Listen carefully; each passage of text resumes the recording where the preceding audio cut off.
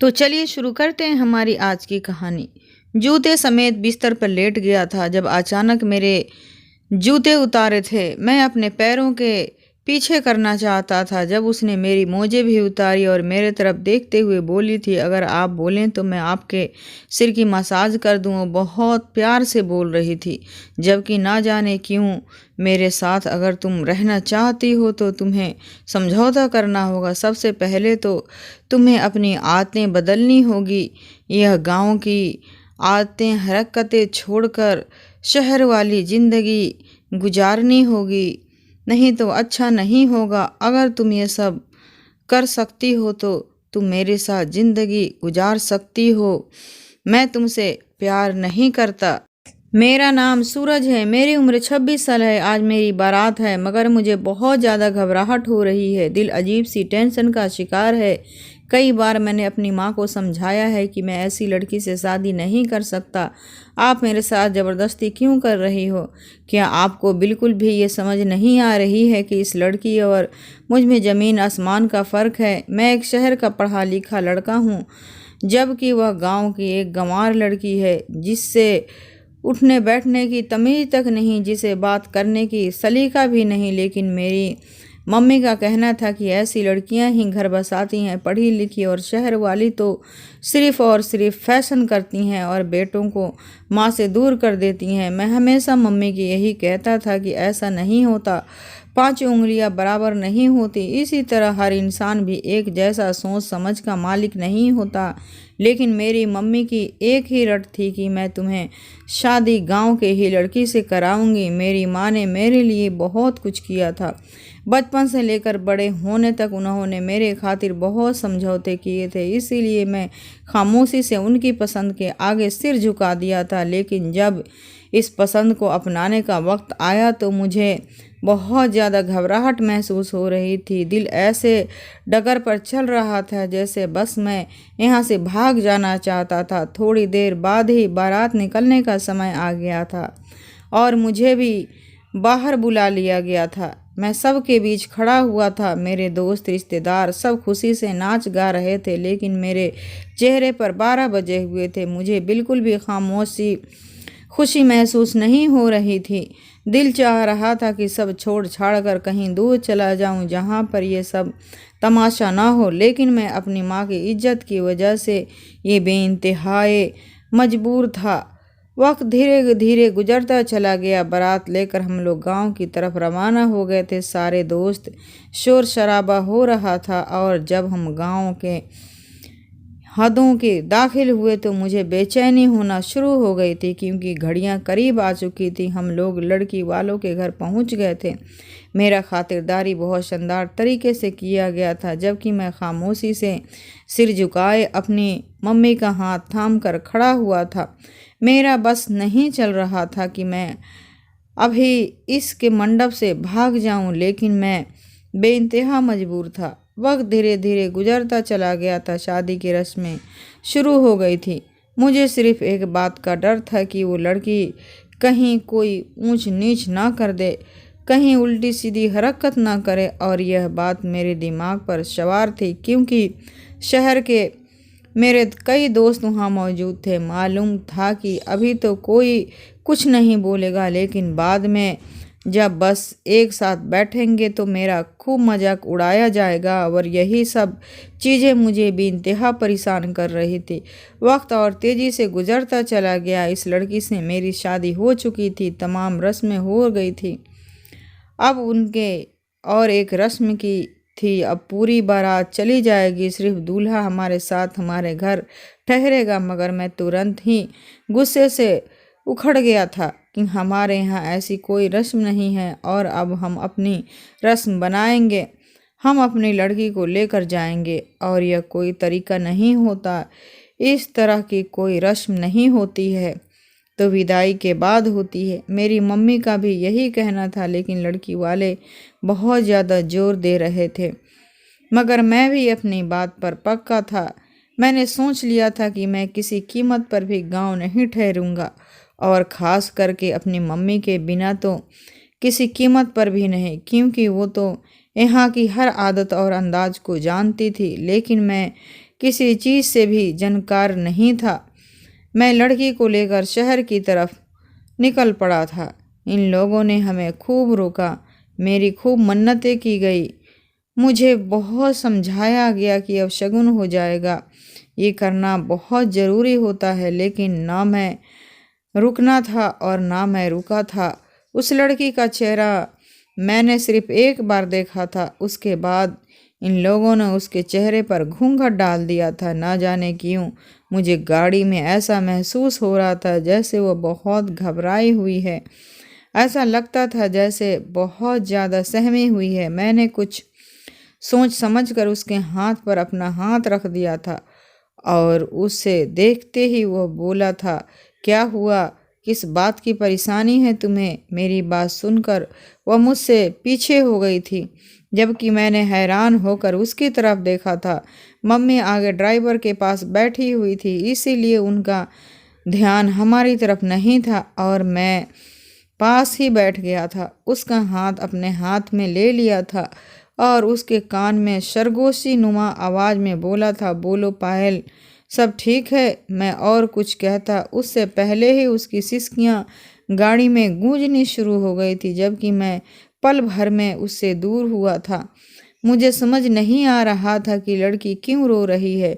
Mummy driver दोनों ही उस लड़की की तरफ देखने लगे थे। मेरी मम्मी पायल को देखते हुए सवालिया अंदाज में बोली थी, क्या हुआ बेटा, आप क्यों रो रही हो? सब ठीक तो है ना? कुछ चाहिए तो मुझे बताओ। वह और कुछ कहती उससे पहले ही वह बहुत सादगी से बोली थी, मेरी मम्मी ने कहा है कि अगर ये मेरे करीब भी आए तो हमारे घर बदशगुन हो जाएगा। उनसे कहें कि मुझसे दूर बैठें। ये मेरा हाथ पकड़ रहे हैं। जबकि मैंने हैरान होकर उस लड़की की तरफ देखा था, जबकि मम्मी ने भी मुझे घूर कर देखा था और मुस्कुराते हुए बोली थी, अरे मेरे बेटे, पीछे हो जाओ, बच्ची परेशान हो रही है, इसे परेशान ना करो। जबकि मैंने इन दोनों को सकते की हालत में देखकर रह गया था और फिर सिर झुकाकर अपना मोबाइल इस्तेमाल करने में बिजी हो गया था। मुझे बेइंतहा हैरत हो रही थी कि ये लड़की किस किस्म की है। इसको तो बिल्कुल भी मेरी इज्जत की परवाह नहीं है।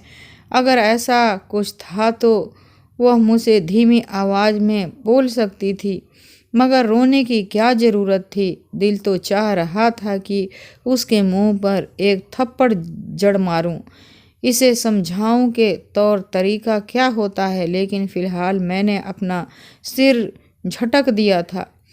लेकिन उसे हमारे घर के तौर तरीके समझाना बेइंतहा ज़रूरी थे। एक लंबे टाइम के बाद हम रात के लगभग 2 बजे के करीब घर पहुंच गए थे। सब मेहमान अपने घरों की तरफ रवाना हो चुके थे। चंद मेहमान जो हमारे घर पर ही ठहरे हुए थे, उन्होंने भी रास्ते में ही अपने घरों की राह ले ली थी, क्योंकि वेडिंग पार्टी 2 दिन बाद था। उसीलिए सब चाहते थे कि थोड़ी थकान उतार कर तो पार्टी से अच्छे गुजरे। मम्मी ने पायल का स्वागत बहुत अच्छे तरीके से किया था। शादी की कुछ रस्में उन्होंने पूरी की थी। उसके बाद खुद वह पायल को मेरे कमरे में छोड़ कर आई थी। मैं अभी अपने दोस्तों के साथ बाहर ही खड़ा था जब उन्होंने मुझे इशारे से अपनी तरफ बुला लिया था। मैं कदम ब कदम चलता हुआ अपने मम्मी के पास गया था। मैं कुछ कहता इससे पहले ही वो मुझे देखते हुए बोली थी, आज तुम अपने दोस्तों के साथ गेस्ट हाउस में ही सो जाओ। दरअसल पायल का कहना है कि उनके परिवार में एक रस्म है, अगर इस रस्म को निभाया ना जाए तो बहुत ज़्यादा अपशगुन हो जाती है। आज तुम अपनी दुल्हन के पास भी नहीं बैठ सकते हो। जबकि मैं फटी फटी निगाहों से अपनी माँ को देखे जा रहा था कि किस गंवार को यह अपने साथ ले आई है। मैं उन्हें देखते हुए गुस्से से बोला था, यही वजह थी कि मैं गांव की किसी भी लड़की से शादी नहीं करना चाहता था। इन लोगों को बिल्कुल भी सलीका नहीं होता, ना उन्हें ये पता होता है कि शादी क्या होती है और ना ही रस्में क्या होती है। बस घिसी पिटी रस्में बनाई हुई है और इनको ही निभा रही हैं। मैं ज़रूर आ जाऊंगा, मुझे अपने कमरे के अलावा कहीं और नींद नहीं आती है।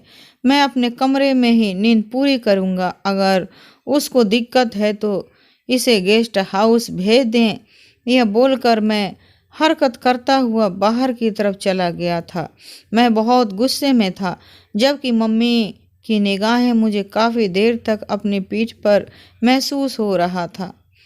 मैं बाहर आकर गहरी सांस लेने लगा। मुझे बिल्कुल समझ नहीं आ रहा था कि यह लड़की क्या चीज़ है। उसने पल भर में ही मेरा खून सुखा दिया था। दिल चाह रहा था कि मैं उसका दिमाग ठीक कर दूं, लेकिन बस मम्मी की वजह से मैं चुप हो गया था। समय धीरे धीरे गुजरता चला गया था। मैं कहने को मम्मी को बोल आया था कि उसे गेस्ट हाउस में भेज देना, लेकिन मुझे मालूम था ऐसा कुछ नहीं होगा। मुझे ही समझौता करना पड़ेगा और हमेशा की तरह मैंने ही समझौता किया था और चुपचाप अपने दोस्तों के साथ गेस्ट हाउस चला गया था। सब ने मेरा बहुत मजाक उड़ाया था कि सुहाग रात वाले दिन तुम यहाँ क्या कर रहे हो? तुम्हें तो अपनी बीवी के साथ होना चाहिए था। लेकिन मैं बेइंतहा बेबस था। मैं कुछ बोल नहीं सकता था और ना ही कोई जवाब दे सकता था, क्योंकि मेरे जितने भी दोस्त थे सब पढ़े लिखे और अच्छे परिवार के थे। मैंने बस चुपचाप सबको यही बोलकर टाल दिया था कि दुल्हन की तबीयत अभी कुछ ठीक नहीं है, इसी वजह से मैं यहाँ सो रहा हूँ। उसके साथ मम्मी मौजूद है। यह बोलकर मैंने किसी से ज़्यादा बात नहीं की थी, क्योंकि मेरे पास बेवजह की जवाब देने की हिम्मत नहीं थी। समय तेज़ी से गुजरता चला गया था। रात भर मुझे बेहद बेचैनी हो रही थी, क्योंकि यह बात सच्चाई थी। मुझे अपने कमरे के अलावा कहीं और नींद नहीं आती थी। अगली सुबह सूरज उगने के बाद जब मैं नहा धोकर घर पहुंचा तो मेरी पत्नी सभी के लिए नाश्ता बना रही थी। मैंने हैरानी से उस लड़की को देखा था। कल के ही तो उसे मैं ब्याह कर लाया था और अभी से ही वह काम में लग गई थी। मैंने मम्मी की तरफ देखा तो वह तुरंत बोली, तुम्हारी बीवी को मैंने बहुत समझाया, लेकिन शायद वह घर गृहस्थी की लड़की है, इसीलिए वह बात नहीं मान रही। काफ़ी लोगों को उसने नाश्ता भी करवा दिया है, अब तुम्हारे लिए अपने हाथों से बना रही है। उसका कहना है कि हमारे परिवार में भी एक रस्म है कि सुबह सुबह पत्नी अपने पति के लिए अच्छा खाना यानी कि नाश्ता तैयार करती है। मैंने कंधे उचकाए और मम्मी के पास बैठकर नाश्ता तैयार होने का इंतज़ार करने लगा था। थोड़ी देर बाद जब वह किचन से बाहर आई तो उसका कपड़ा देखकर मुझे बहुत अजीब महसूस हुआ। उसने बहुत ही भड़कीला कपड़ा पहना हुआ था। ऊपर से जितनी ज्वेलरी उसने पहनी थी, मुझे उसे देखकर तरस आने लगा था। जैसे वह मेरे पास आई तो मैंने उसे देखकर कहा, यह इतना सज धज कर क्यों हो? फिर थोड़ा हल्का पहन लो, गर्मी हो रही है, परेशान हो जाओगी। मैं और कुछ कहता उससे पहले ही उसने मेरे पैर छुए, जबकि मैं तुरंत पीछे हो गया। वह आंखें झुकाकर बोली, आप खाना खा लीजिए। मैंने ताज्जुब से अपनी मम्मी की तरफ देखा, जबकि वह मुझे डाइनिंग टेबल पर जाने का इशारा करने लगी थी। मैं चुपचाप उठकर डाइनिंग टेबल पर पहुंच गया। उसने सचमुच बहुत स्वादिष्ट चीज़ें बनाई थी। मैं चुपचाप नाश्ता करने लगा। वह मेरे पास ही खड़ी हुई थी। मैं उसे देखकर बोला था, बैठ जाओ, तुम भी हमारे साथ नाश्ता कर सकती हो। तो वह सिर ना में हिलाते हुए बोली, नहीं, मैं आपके बाद खाऊंगी और जो कुछ बच जाएगा वही खाऊंगी। मैं चुपचाप नाश्ता करके अपने दोस्तों के पास चला गया था। मैं बेवजह उसके पास बैठकर अपना दिमाग खराब नहीं करना चाहता था। समय और तेज़ी से गुजरता चला गया था। रात को जब मैं घर पहुंचा तो वह काफ़ी परेशानी से लाउंज में टहल रही थी। मुझे देखते हुए वह रोते हुए मेरे पास आई थी और मुझे समझाने का मौका दिए बिना मेरे सीने से लग गई थी। उसकी आंखों से जर आंसू बह रहे थे। मैं उसे हैरान कर देख कर रहा था। मैं कुछ कहना चाहता था, इससे पहले ही वह भीगी हुई आवाज़ में बोली थी, आप कहाँ चले गए थे? मैं कब से आपका इंतज़ार कर रही हूँ। न जाने मेरे दिमाग में कितने गलत ख्याल आ गए थे। आप ठीक तो हैं ना? जबकि मैं थक हार कर अपना सर झटक दिया था और बेजार होकर बोला था, नज़र नहीं आ रहा है कि ठीक हूँ या नहीं? बेवजह के तमाशे करने के लिए घर में ज़रूरत नहीं, और तुम्हें इन हरकतों की वजह से अगर मेरी माँ ज़रा भी परेशान हुई तो याद रखना लड़की, मुझसे बुरा कोई ना होगा। मैं चाह कर भी उसके साथ अपना रवैया ठीक नहीं कर पा रहा था। उसकी गाड़ी वाली हरकत और सुबह वाली हरकत ने मेरा खून खौलाया हुआ था। मैं चुपचाप जाकर लाउंज में बैठ गया था। वह फ़ौरन मेरे लिए पानी लेकर आई थी। मैंने उसके चेहरे की तरफ देखा तो वह लाल हो रहा था। यकीनन वह मेरे आने से पहले भी काफ़ी देर तक रोती रही थी। उसकी आंखें सूजी हुई थी। वह मेरी तरफ पानी बढ़ाते हुए बोली थी, मैं तमाशा नहीं कर रही थी, बस मुझे आपकी चिंता हो रही थी। मैं कुछ और कहता इससे पहले ही उसने झिड़कते हुए बोला था, प्लीज़ चुप हो जाओ, मुझे सिर में बहुत ज़्यादा दर्द है। मैं तुम्हारी फिजूल की बातें सुनने के लिए यहाँ नहीं बैठा हूँ, और यह पानी भी तुम खुद ही पी लो। और हाँ, आज भी कमरे में आने की तुम्हें कोई ज़रूरत नहीं। यकीनन तुम्हारी कोई न कोई रस्म आज भी होगी। मैं कुछ और कहता इससे पहले ही वह सिर झुकाकर बोली थी, नहीं जी, आज कोई रस्म नहीं है, आज मैं आपके साथ ही रहूँगी।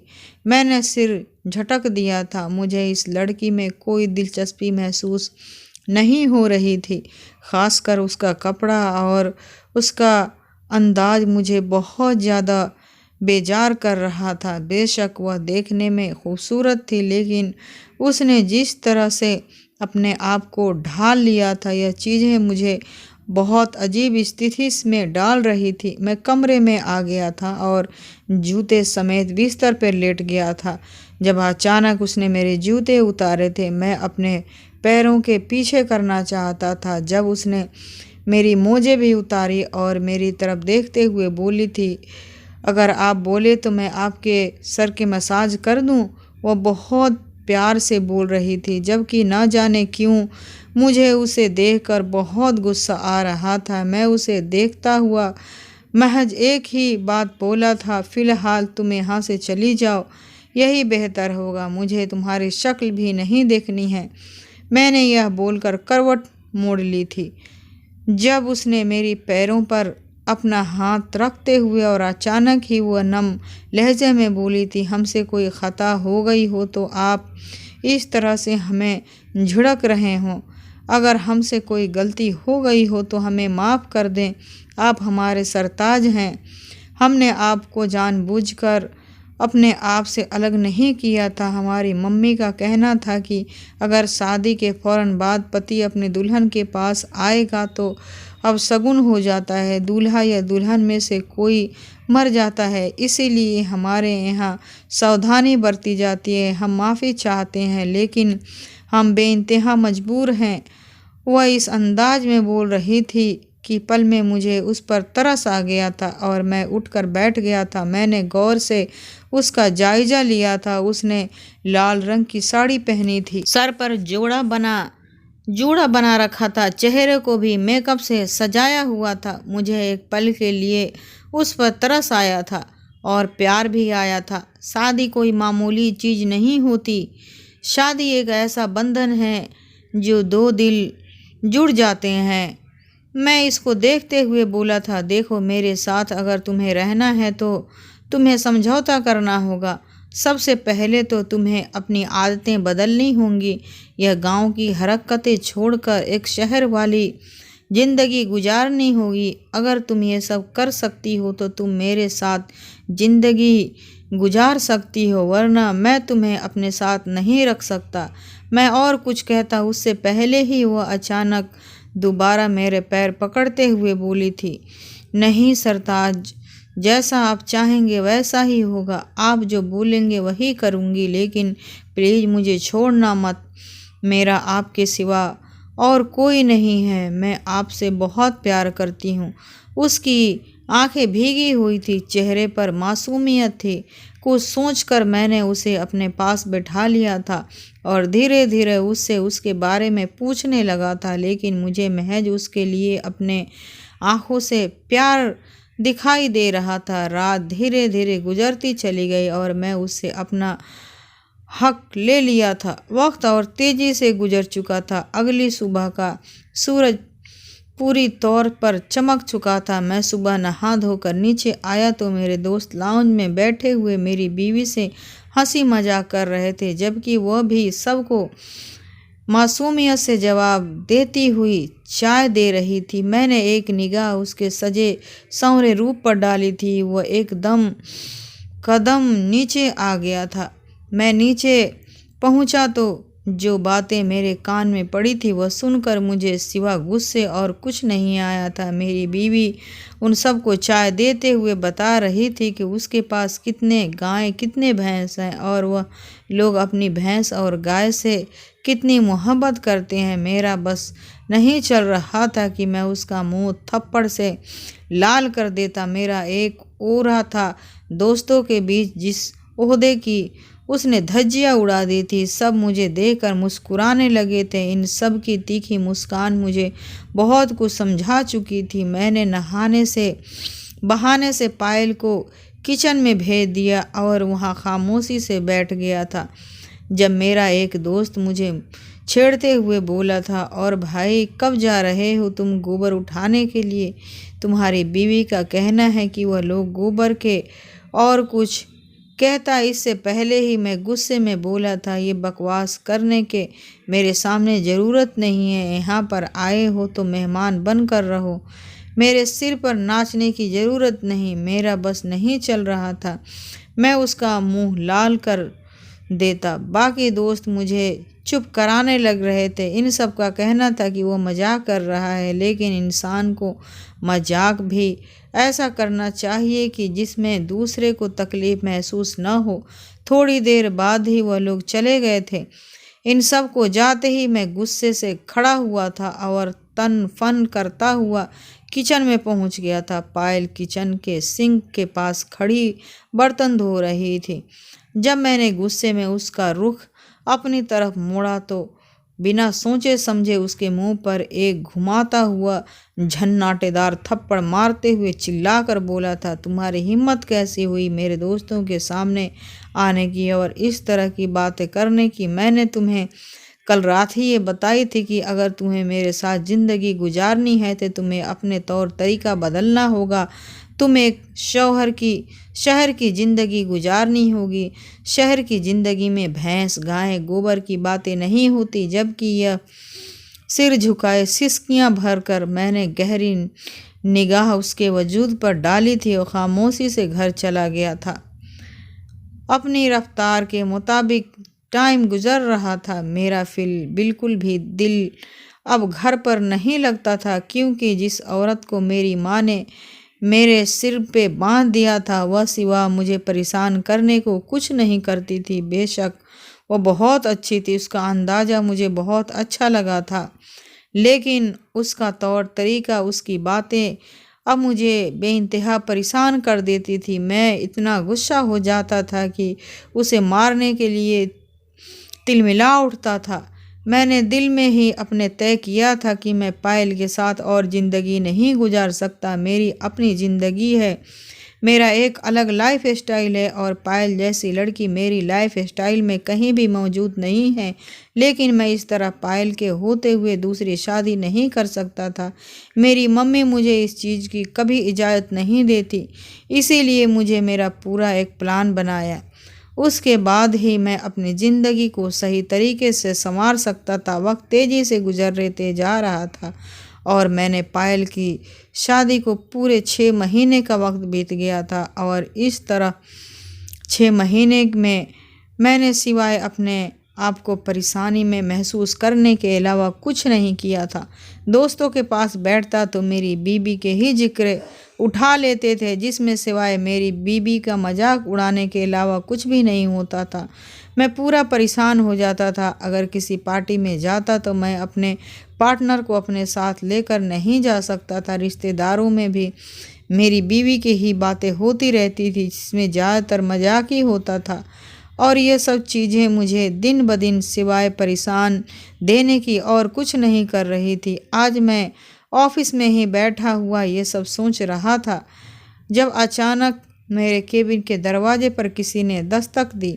मैंने यस बोलकर आने वाली की इजाज़त दी तो कमरे में प्रिया दाखिल हुई थी। उसे देखकर मैं लम्हे के लिए हैरान रह गया था, क्योंकि मैं प्रिया को पूरे 5 साल बाद देखा था। आज भी वह वैसे ही थी जैसे उसकी खूबसूरती मैं पहले देखा करता था। थोड़ा सा भी फर्क नहीं आया था। मैं अपनी जगह खड़ा होता तो उससे पहले ही वह भागकर मेरे पास आई थी और मेरे सीने से लग गई थी। वह खुश होते हुए बोली थी, मैंने तुम्हें तलाश करने की बहुत कोशिश की थी। फिर मुझे पापा से पता चला कि तुम उन्हीं के ऑफिस में काम करते हो। तुम कैसे हो? वह इतनी खुश होकर मुझसे मुलाकात कर रही थी कि मैं ये भी भूल गया था कि मैं इस वक्त कहाँ पर मौजूद हूँ। उसका कहना था कि वह मेरे बॉस की बेटी है जो पढ़ाई करने के लिए अमेरिका चली गई थी। प्रिया कोई और नहीं बल्कि मेरी क्लास फेलो थी। हम लोग जो भारत में ही पढ़ते थे, जबकि प्रिया पढ़ाई के लिए अमेरिका चली गई थी। इसके बाद प्रिया से किसी का कोई कांटेक्ट नहीं हुआ था।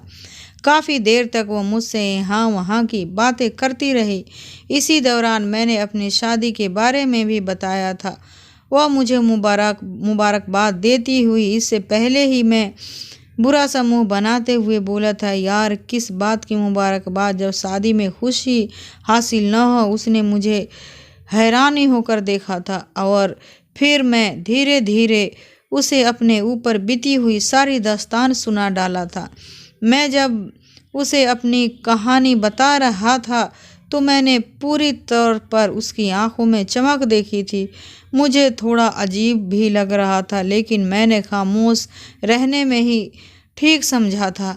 वह काफ़ी देर तक मेरे पास बैठी रही थी और फिर दुख का इजहार करते कि पापा की केबिन में चली गई। मैंने भी अपना सिर झटक दिया था। प्रिया से मुलाकात करके मुझे बहुत खुशी हुई थी, क्योंकि मैं अपनी ज़िंदगी में ऐसी ही लड़की चाहता था, लेकिन शायद ये मेरी किस्मत में नामुमकिन ही था। वक्त गुजरता जा रहा था और पूरा 1 महीना बीत गया था।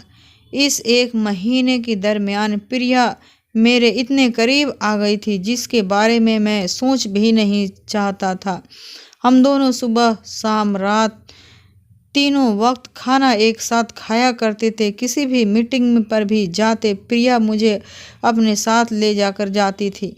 अपने डैड के भी उसे मुझे बहुत करीब कर दिया था, जिसकी वजह से उन्होंने मेरी तनख्वाह भी बढ़ा दिया था और मुझे प्रमोशन भी दे दिया था। मुझे बहुत ज़्यादा प्रिया की आपसी सा फ़ायदा हो गया था। मुझे इस बात का बिल्कुल भी पता नहीं था कि प्रिया के पापा मेरे बॉस हैं। एक दिन मैं अपने ऑफिस में बैठा हुआ था कि जब अचानक प्रिया मेरे केबिन में दाखिल हुई थी। मैं फाइल में ही बिजी था जब मैंने उसे हैरानी होकर देखा था। वह मुझे देखते हुए बोली थी, मुझे तुमसे कुछ ज़रूरी बात करनी है, क्या तुम थोड़ा वक्त मुझे अपना दे सकते हो? जबकि मैं सिर हिलाते हुए बोला था, मैडम रियली सॉरी, मैं तुम्हारे साथ कहीं नहीं जा सकता। दरअसल मुझे सर को ये फाइल पूरा करके रात के वक्त देनी है। मैं कुछ और कहता इससे पहले ही वह फाइल बंद करते हुए बोली थी, बॉस की बेटी तुमसे कुछ कह रही है, उसे तुमसे ज़रूरी बात करनी है। क्या तुम्हारे लिए बॉस की बेटी से ज़्यादा कुछ और ज़रूरी होगा? मैंने सर को ना में हिलाया था, जबकि वह मेरा हाथ थाम कर बाहर की तरफ बढ़ गई थी। न जाने क्यों मेरे दिल में ऐसा ख्याल आ रहा था जैसे आज ये मुझे अपने दिल की कोई बात कहेगी। न जाने क्यों मुझे ऐसा लगता था जैसे ये मुझे शादी के लिए प्रपोज करेगी। और कहते हैं ना कि जब आपकी छठी इंद्री आप पर इशारा कर रही है तो कोई ना कोई बात ज़रूर होती है।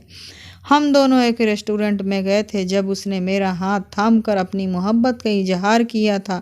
उसका कहना था कि वह कॉलेज के टाइम से ही मुझे बहुत पसंद करती है। बस पढ़ाई की वजह से वह खामोश रही थी, लेकिन जब वह वापस आई तब उसके लिए यह बहुत बड़ी खुशी की बात थी कि उसके पापा की कंपनी में ही काम कर रहा था मैं।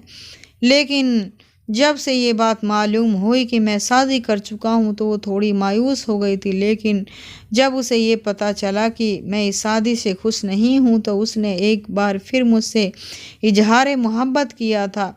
और मैं भी शायद दिल में यह सोचना चाहता था कि मेरी ज़िंदगी में कोई ऐसी लड़की आए जो मेरे साथ कदम से कदम मिलाकर चले, मुझे समझे मेरे दिल में क्या चल रहा है, मेरे जज्बात को समझे। और प्रिया जैसी लड़की मुझे पूरी दुनिया में नहीं मिल सकती थी। मैंने प्रिया को हाँ बोल दिया था और अपने घर वापस आ गया था।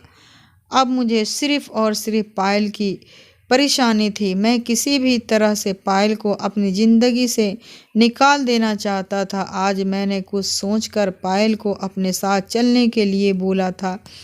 मैंने जब उससे प्यार से बातें किया तो वो दीवानगी की तरह मेरी तरफ देखने लगी थी। जब मैं अपना रुख फेर लिया था, अगर मैं उसकी तरफ देखता हो सकता था मुझे उस पर तरस आ जाता, और मैं ये नहीं करना चाहता था, इसीलिए मैंने रुख फेर लिया था। वो फ़ौरन ही तैयार होकर मेरे पास आ खड़ी हो गई थी। रात के तकरीबन 8 बजे का वक्त हो रहा था। मैंने अपने कमरे से बाहर आया तो मेरी मम्मी लाउंज में बैठी हुई अपना मोबाइल इस्तेमाल कर रही थी और मुझे देखते हुए बोली थी, क्या हुआ सूरज, कहीं जा रहे हो? मैंने सर को हल्का सा हिला दिया था और पायल की कलाई को मजबूती से थामकर बाहर आ गया था। वह मुझे देखते हुए बोली थी, हम कहीं घूमने जा रहे हैं। उसके अंदाज में शुरू दिन वाले ही मासूमियत थी। मैंने सर को हाँ में हिलाया था और उसे गाड़ी में बिठाकर जंगल की तरफ ले जाने लगा था। मेरा इरादा पायल को जंगल में छोड़ने का था ताकि वह कभी भी मेरी ज़िंदगी में वापस नहीं आ सके और मैं आराम से प्रिया के साथ ज़िंदगी को सेटल कर सकता हूँ। मुझे मालूम था कि मम्मी मुझसे जब पायल के बारे में पूछेंगी तो मैं उन्हें यही बोल दूंगा कि वह अपने किसी आशिक के साथ भाग गई है और मुझे अब एक लाइफ पार्टनर चाहिए और मैं अब अपनी मर्जी के लाइफ पार्टनर चुनूंगा। और मुझे यकीन था कि मम्मी कुछ नहीं बोलेंगी। मैं जंगल के पास पहुंचा तो अचानक खौफ से पायल ने मेरा हाथ पकड़ लिया था और घबराए हुए लहजे में बोली थी, हम यहाँ क्यों आए हैं? यह तो जंगल है, मुझे यहाँ बहुत डर लग रहा है, प्लीज़ यहाँ से। पायल को ऐसी हालत में छोड़कर मैं घर भाग गया था। मैं चाहता था कि पायल ज़िंदगी में कभी मेरे पास ना आए। और देखते देखते 1 महीना कैसे गुजर गया पता ही नहीं चला। मैं हर पल पायल को याद करने लगा था। पायल के अंदर इतनी अच्छाई थी कि मैं उसको कभी भी समझ ही नहीं पाया। पायल के मुकाबले मेरी दूसरी पत्नी कुछ भी नहीं थी। पायल हर वक्त मेरी फ़िक्र करती रहती थी और मैं मेरी दूसरी पत्नी के फ़िक्र में लगा रहता था। मेरी यह नफ़रत पायल के लिए कब मोहब्बत में बदल गई पता ही न चला। हर वक्त पायल की यादों के सहारे अब जीने लगा। मैं उसे ढूंढने की बहुत कोशिश की, लेकिन मुझे पायल कहीं भी नहीं मिली। जिस जंगल में मैं आखिरी बार पायल को छोड़कर भागा था वहाँ पर अब रोज़ ही जाकर बैठने लगा था। पायल को मेरी ज़िंदगी से अब गए हुए पूरे 15 साल गुजर गए थे। थोड़ी उसी दौरान मेरे 2 बच्चे भी हो गए थे। मेरी दूसरी पत्नी मुझसे अब तलाक लेना चाहती थी। एक दिन जब मैं हैदराबाद किसी दोस्त की बहन की शादी में गया तो वहाँ मैं पायल को देखते ही देखते चौंक गया, क्योंकि अब पायल नहीं बल्कि एक ऊंचे ओहदे की ऑफिसर बन चुकी थी। उसके आगे पीछे पुलिसों की लाइन देखकर मैं बहुत ज़्यादा डर गया था। मैं ज़िंदगी से और परेशान रहने लगा। बहुत रिक्वेस्ट पर पायल मुझसे मिलने के लिए टाइम निकाल कर आई थी। जब मैं उससे उस रात वाली बात जाननी चाही तो पायल ने जो मुझे बताया, मुझे अपने आप के ऊपर शर्म आने लगी थी। मुझे अब हर वक्त अपने आप से घिन आने लगी थी। दोस्तों, आप सबसे रिक्वेस्ट है कि शादी के बाद जब रिश्ते ठीक से ना चले तो अलग हो जाओ, लेकिन किसी की ज़िंदगी कभी भी बर्बाद मत करो। मैंने पायल के साथ जो कुछ भी किया था, भगवान ने मुझे कभी माफ़ नहीं करेगा। दोस्तों, वीडियो कैसा लगा कमेंट करके मुझे ज़रूर बताना। वीडियो को लाइक और मेरे चैनल को सब्सक्राइब ज़रूर कर देना। फिर मिलती हूँ आपसे दूसरे वीडियो में।